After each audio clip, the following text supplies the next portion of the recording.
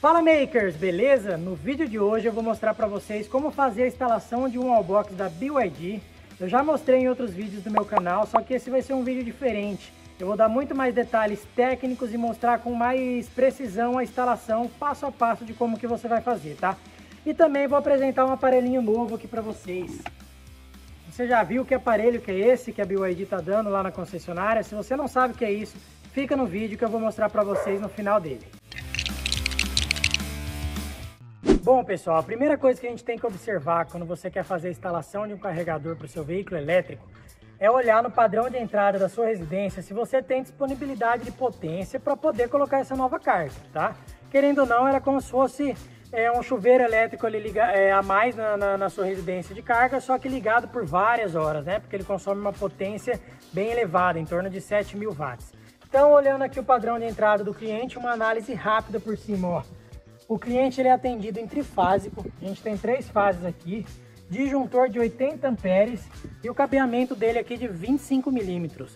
Ou seja, só da gente bater o olho aqui nesse padrão de entrada, eu já fiz uma medição com um alicate perímetro, eu pedi para ele ligar as cargas, tá sobrando potência. Então a gente pode instalar esse wallbox. Já teve residência que eu cheguei no padrão de entrada e o padrão era bifásico e disjuntor de 40 amperes. Aí você vai colocar um wallbox que consome 32 amperes, ele vai ficar desarmando. Se o cara ligar o wallbox e chuveiro, vai cair a casa inteira. Então é a primeira análise que você tem que fazer, tá bom? Segundo passo que a gente vai fazer nessa instalação, a gente vai fazer a derivação aqui de 2 fases, né? E eu vou mostrar para vocês também a questão do aterramento. Observe essa residência aqui, ó. A gente tem um aterramento aqui. Uma haste de terra fincada aqui, outra haste, ó, mais uma haste de terra aqui e uma outra haste bem aqui, ó, outra haste de terra bem aqui. Então eu vou mostrar para vocês, nessa instalação que eu vou fazer, eu não vou precisar fincar uma nova haste de terra e eu vou explicar o motivo também, tá? Primeiro eu vou passar aqui qual que vai ser o caminho que a gente vai seguir, onde que a gente vai instalar esse wallbox e aí no meio do vídeo eu explico o real motivo disso. Nossa instalação ela vai seguir aqui por trás do padrão, tá? A gente vai sair com as 2 fases e o condutor de terra aqui de trás do padrão. Vamos descer com o eletroduto e vamos enterrar aqui nesse pedaço de terra, tá? E aí eu vou fazer um furo aqui nessa parede para ele atravessar lá pro outro lado e atender a garagem do cliente. Então lá no cliente ele não vai ver eletroduto aparente nem nada, ele vai ver só o quadro de proteção e o wallbox ali do lado. Vai ficar uma instalação bem mais limpa, bem mais bonita. Ó pessoal, essa é a parede aqui onde a gente vai instalar o quadro de proteção e o wallbox, tá? Eu vou deixar ele mais ou menos aqui nessa altura, a gente vai centralizar aqui, ó, a altura do meu rosto, a gente nunca deixa ele muito baixo, tá bom? E o wallbox vai ficar aqui do lado. Então eu vou marcar aqui na parede para poder estar fazendo o furo. E aí eu vou furar aqui e atravessar a parede. O cabeamento vai vir por dentro. Não vai ter cabeamento nenhum do lado de fora aqui.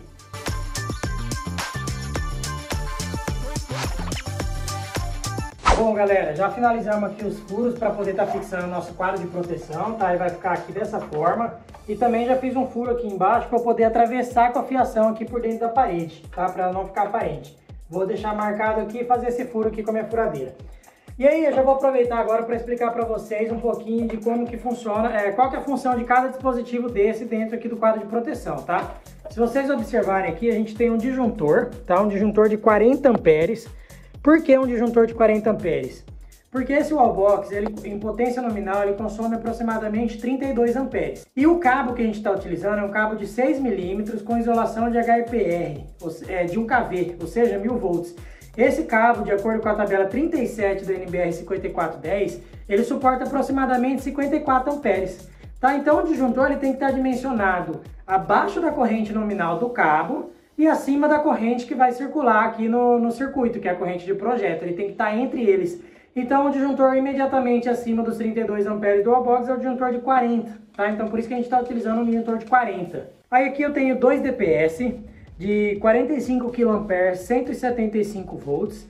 E por que 175 volts? Aqui na minha região, entre fases eu tenho 220 volts. Ou seja, cada fase independente, se eu fosse medir entre fase neutra, daria 127. Então, esse DPS ele tem que ser dimensionado para essa tensão, tá? Não é o DPS de 275 que eu tenho que colocar aqui.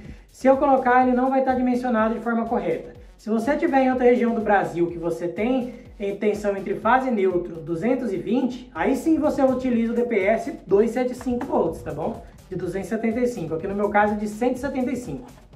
E por último a gente tem o IDR, que é um dispositivo de proteção contra fuga de corrente, tá?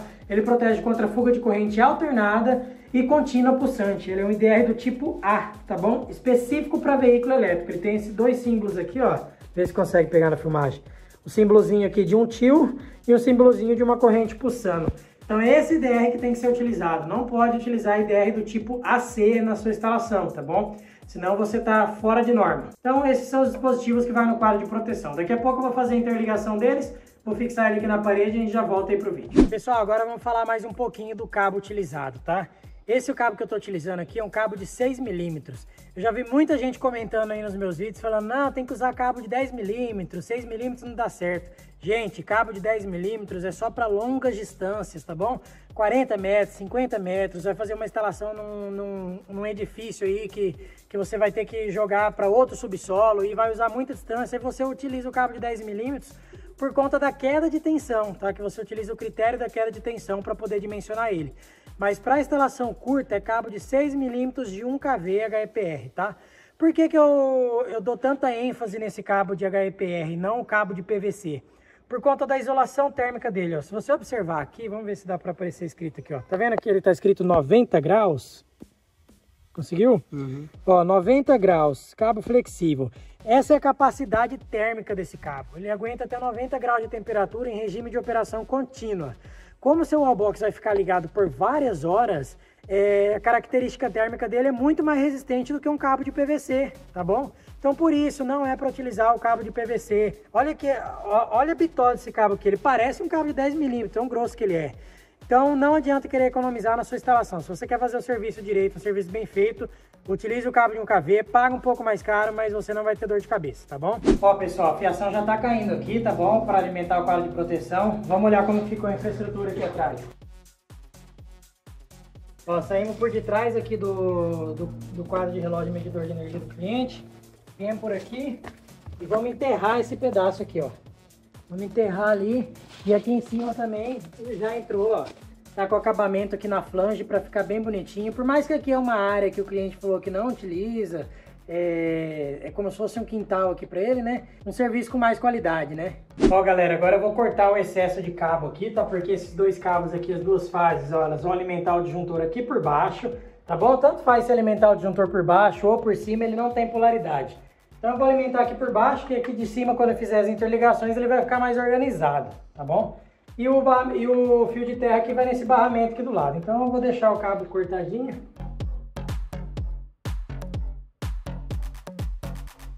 E agora eu vou começar a crimpagem dos terminais.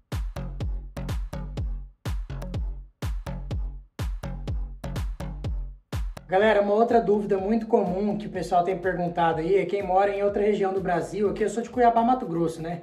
Se você mora em Goiânia, que você já tem 220 volts entre fase e neutro, a galera fica perguntando, ah, você vende esse quadro de proteção aí no seu site, só que no meu caso eu quero usar um disjuntor monopolar, né? Porque eu não preciso seccionar o neutro. Não tem problema, pode usar esse disjuntor aqui mesmo, tá? Você pode passar a fase aqui no canto esquerdo e o neutro aqui do lado direito, ó. Aí você só segue a sequência, até o IDR aqui ele já tá marcando aqui, ó. Saída de fase e saída de neutro. Então você vai seguir essa sequência aqui para alimentação. Então pode usar esse quadro tanto para a região aqui minha, aqui de Cuiabá, Mato Grosso, como qualquer região do Brasil, tá bom? Não tem problema seccionar o neutro aqui.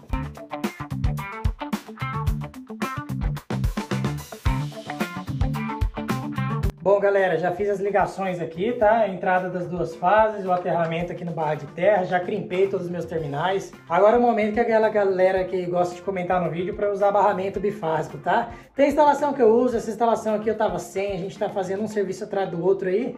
Então eu fiz no terminal mesmo, não tem problema nenhum, vai funcionar igual, tá? Então não precisa comentar no vídeo aí para usar barramento não, eu conheço barramento, tá bom? Agora eu quero falar uma coisa muito importante para vocês, tá bom? Sobre o aterramento que eu prometi no começo do vídeo.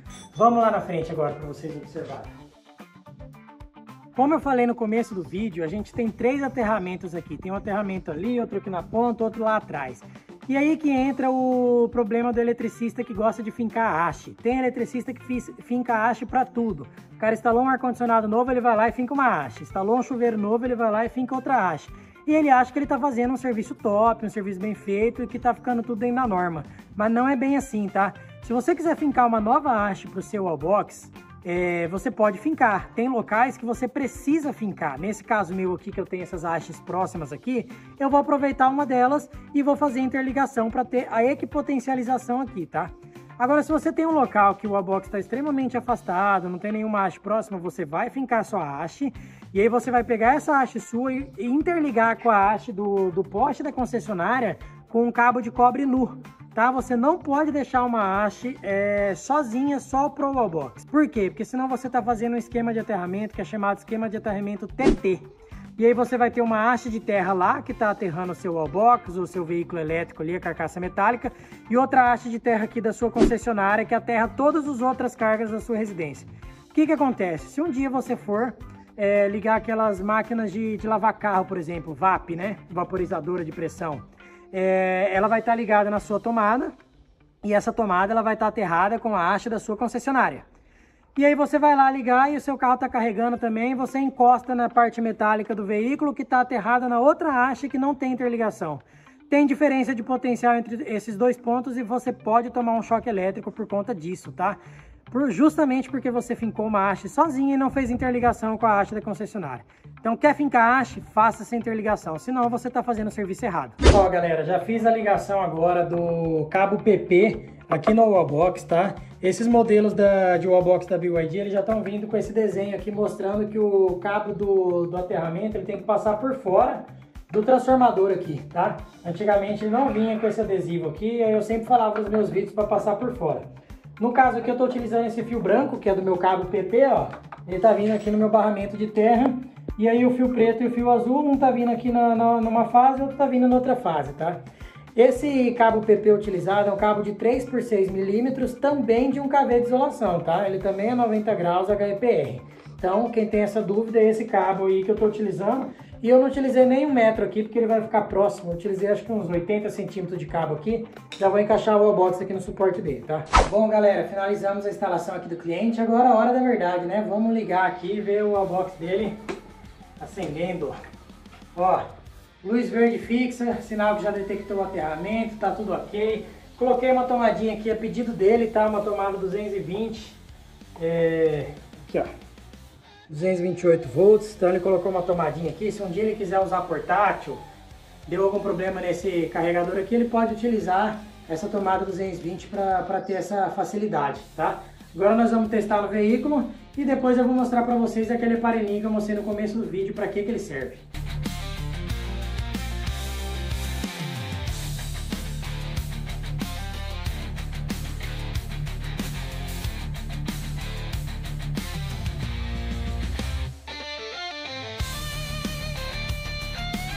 Ó, galera, como prometido, esse aparelhinho aqui, para que ele serve, ó? Vou plugar isso aqui no meu veículo e aí vocês já vão desvendar o mistério. Isso aqui nada mais nada menos do que uma tomada portátil. Você pode usar a bateria do seu veículo para alimentar, ó, apertar aqui, para alimentar outras cargas na sua residência. Vamos supor que você vai para o meio do mato e não tem geladeira lá. Se você quiser conectar uma geladeira aqui 220, você consegue conectar e utilizar a bateria do seu veículo. Viu? Esse aparelho aqui é sensacional. Finalizamos então mais uma instalação de um wallbox da BYD, pessoal. E se você gostou desse vídeo, não esquece de deixar o seu like, ativa o sininho aqui também e se inscreva no nosso canal para ajudar a gente a crescer, tá bom? Muito obrigado e até a próxima, pessoal!